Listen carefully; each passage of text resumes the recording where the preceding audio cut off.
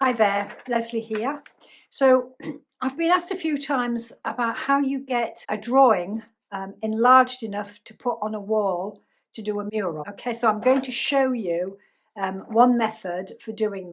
We get a drawing like this. I think I might have been influenced by the dress I'm wearing, but we get a drawing on a normal A4 piece of paper. Now, if you're not very good at drawing, you can always trace something, copy something from the internet. There's even a website called Creative Market, and you can go on there and buy someone else's artwork and get a commercial license with it so you can use it wherever you want. And it's really not expensive. And then you can trace it out onto a piece of A4 paper. And what we're going to do is we're going to apply a grid to this drawing, and then we're going to apply the same grid onto the wall, and we use the grid to guide where we draw our pattern. It's much the easiest way. It's quite difficult drawing a pattern on freehand onto a large wall and keeping everything balanced and in proportion. So let's get on with it. So we're going to take our sketch, which doesn't have to be detailed at all, just the outlines are needed. And then we're going to divide it up into a grid so that we can then transfer what's in each grid onto our grid on the wall. It'll all become clear when we start doing it. So when you're making your sketch, bear in mind that you wanted to be able to divide it up into squares or oblongs and make it easy, make the measurements easy for you. So I've done my measurements, and all we're going to do is draw these lines.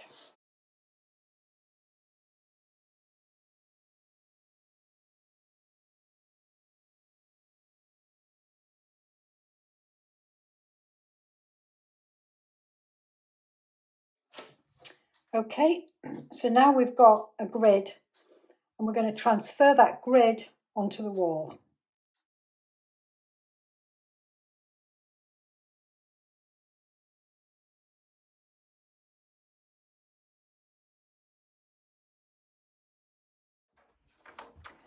Okay, so I've gridded it out on the wall. I hope you can see it. I've done it quite dark in the hope that you can see it on film. I wouldn't normally do this as dark because obviously, you don't want it showing through. I've used a watercolour pencil. Don't ever do this with a lead pencil. It's so hard to get rid of. So a watercolour pencil is always a good idea, and a light colour. All you need is for you to be able to see it, and that's enough. And then it washes off quite easily. So we took our picture and we gridded it out, and I'm going to treat you like you're stupid here because I've missed out things that I thought were obvious and people have told me off for it. So I'm going to tell you now. When you grid it out and you're dividing the length and breadth of the wall, you do it by the spaces, okay? Not by the lines. It won't work out if you divide the lines into that. So you're dividing it by the spaces. So I've used a ruler with a level on it. You can use whatever you like. If you've got a laser, use a laser. If you've got a snap line, use a snap line, or you just use a ruler and a level. When I'm making my measurements, because they're often an odd number, they very rarely divide nicely into it, I just put some blue tape on the figures that I need to measure, and it just makes it easier, especially when you're up a ladder. You can see straight away where you need to make your mark. Okay, so I've done the grid, and then we'll start transferring the design onto the grid.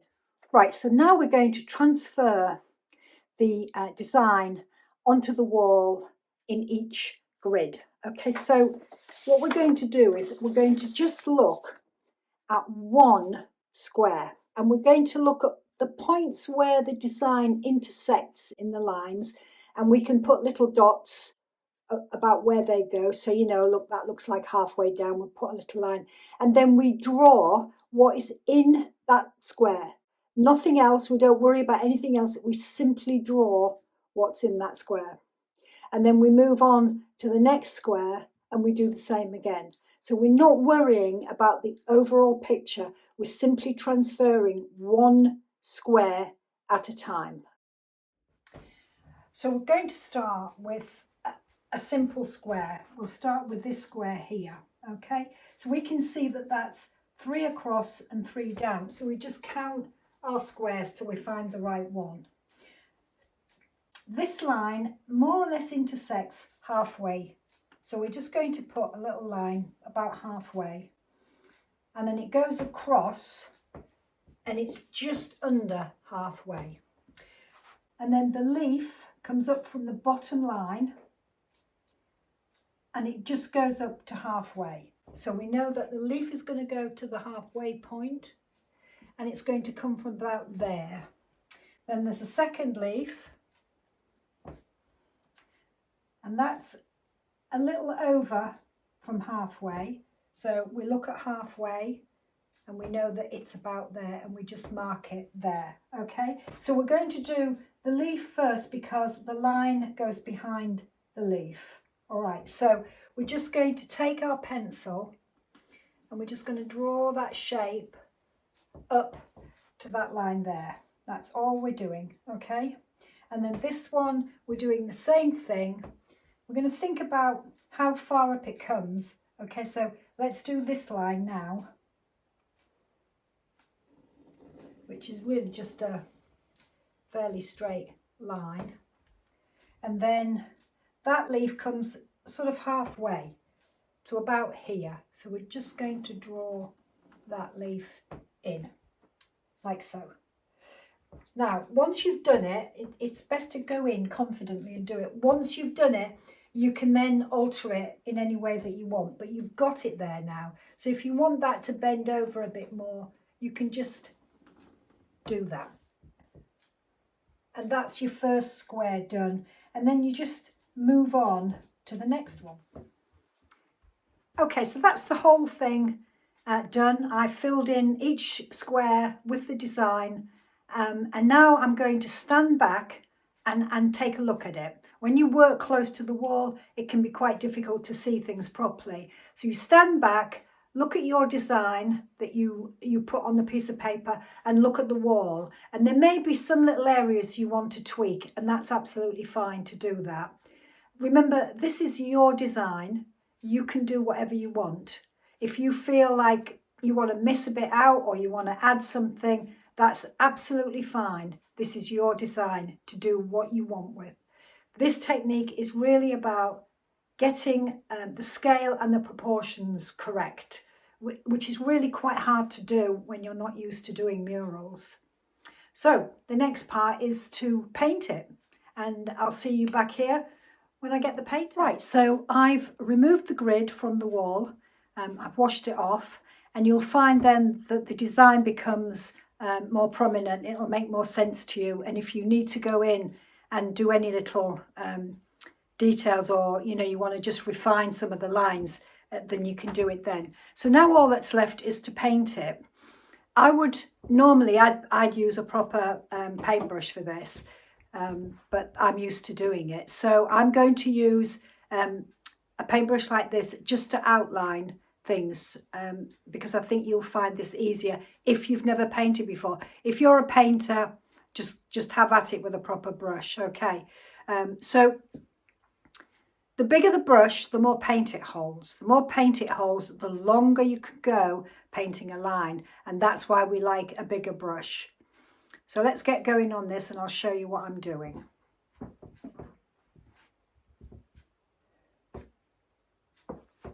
So we're just going to follow the line, and you just let the brush go for as long as there's paint on it.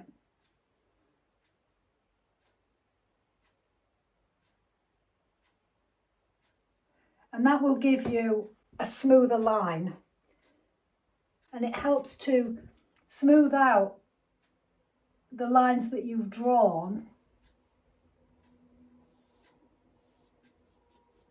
always make sure when you're doing this that you don't leave any thick edges of paint, because they'll show up. Get rid of those straight away.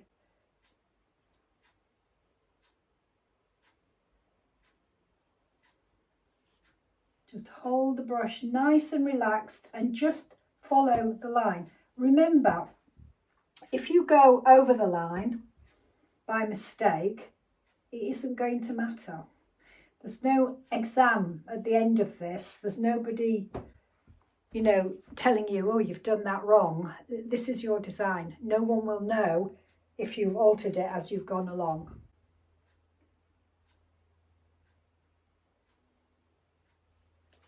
So I'm just going to do all the leaves first. And just remember, it won't look very nice after the first coat. So, you know, don't panic, because it won't look very nice. It'll only look better on the second coat.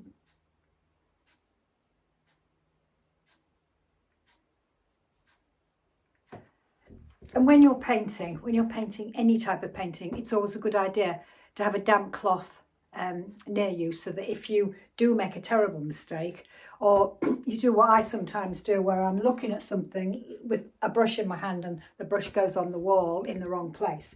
So that's it. We're just going to fill all those leaves in, and I'll get back to you when that's done. So I'm painting the leaves, and I'm using this brush here. It's a normal paintbrush. I want you to understand that even with a bigger brush, and this is not a big brush, this is only a small brush, but no matter how wide the brush is, it's that narrow. This little bit here is that narrow, so you can paint finer details with it. I always use an angle brush, because these points are really good for getting in to those small spaces. So I'll just show you what I do now.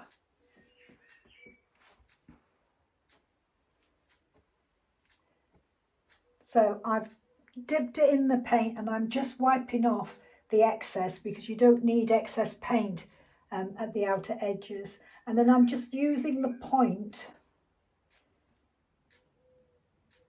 of the brush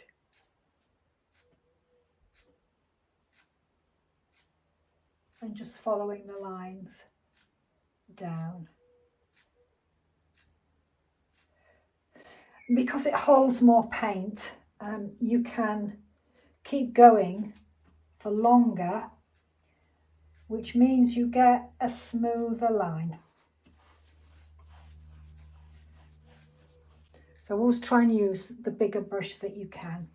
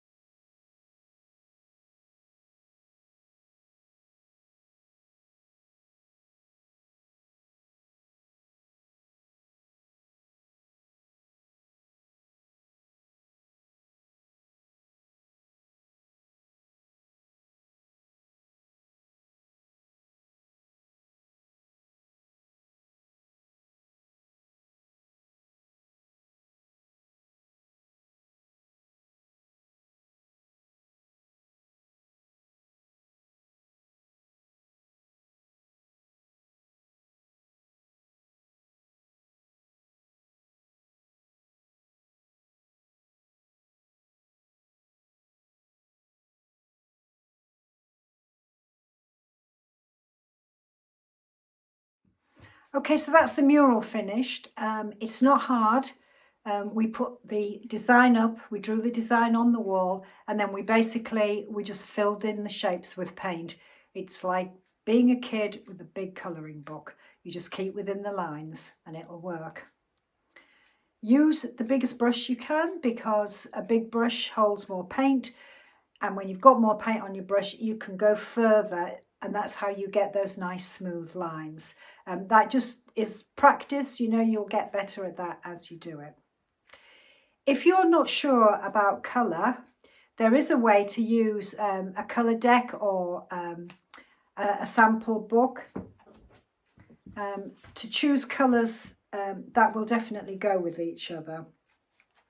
So if you have something like this, we've kept the colours light because it's a subtle, very simple mural. So you would pick from up here, and you know that these colours are going to look fine with each other. And then if you wanted to add, you know, a little pizzazz, a little different colour, then you might go for something like this. You see on here I've gone for a blue in there, a kind of bluey grey, which is quite different to all the other taupey colours that I've used, but it just adds a little something, a little bit of a zing to the mural. And what you would do is you would go here and then you'd go here on this other colour, and you would know that these have got similar tonal values. What you don't want is your different colour to stand out from all the other colours. It will just draw the eye and it will be all that you'll see. Even this is a Farrow and Ball colour chart, and even on here you can use the way they've grouped the colours to get colours that will match. So down there you'll see they all kind of go nicely with each other, even though they're different colours. So all of those sort of things will help you to choose colours if you're not too sure about choosing colours. Okay, so that's it. It took me a couple of days, possibly because I was filming as well. It made it a bit slower, but it's a nice thing to do. There are no seams, so I know you can buy wallpaper murals, but with this you get no seams. You can pick the colour that you want, so you've got total freedom on the colours that you want in your mural. And it's also a good technique for if you had, say you had a kid's bedroom and you wanted to put their name large on the wall, you can use this. You can use this technique for a lot of things. So I hope you find it useful, and I hope you'll have a go. And I'll see you in the next video.